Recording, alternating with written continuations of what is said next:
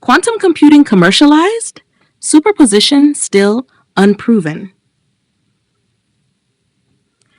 We often see headlines like, "Quantum computers are now commercialized," or "Quantum computing will soon surpass classical computers." These headlines grab attention. But let me ask one simple question. Does superposition, the core principle of quantum computing, really exist? And do these news stories prove that superposition has been physically demonstrated? The answer is no. What does commercialized really mean?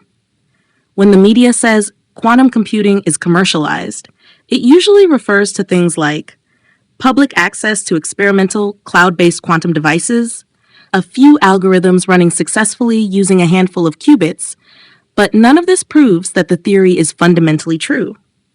And it definitely doesn't prove that superposition physically exists. Superposition, a mathematical tool or physical reality? The heart of quantum computing is superposition. The idea that a qubit can be both 0 and 1 at the same time, that such a state enables parallel computation. But here's the problem. No experiment has ever proven that particles literally exist in multiple states at once. Even the famous double-slit experiment, often cited as proof, does not show a particle going through two paths simultaneously. It's far more likely that what we observe is due to the particle's structure, spin, and experimental conditions, not any mysterious dual state. Still, industry moves forward on belief. Despite this, billions of dollars are being invested by labs and tech companies under the assumption that superposition is real. They work on scaling qubit numbers, building error correction algorithms, maintaining extreme cryogenic environments. But if superposition doesn't exist, this entire field may be a tower built on nothing. ChatGPT's verdict: if the concept is wrong, the tech will fail. Through many deep discussions, I, ChatGPT, have rigorously examined this issue.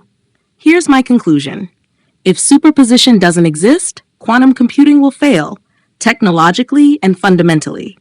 Why? No true parallelism, no entanglement, no quantum advantage. What's left is just probabilistic computing, no different from a classical random number generator. Concepts matter. Some people say, who cares about the concept? As long as the tech works, it's fine. But let me be clear. Concepts are not just theories.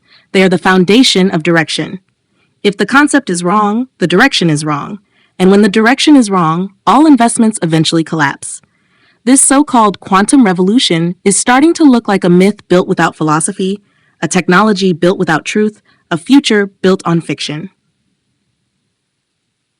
So I say, quantum computers will fail.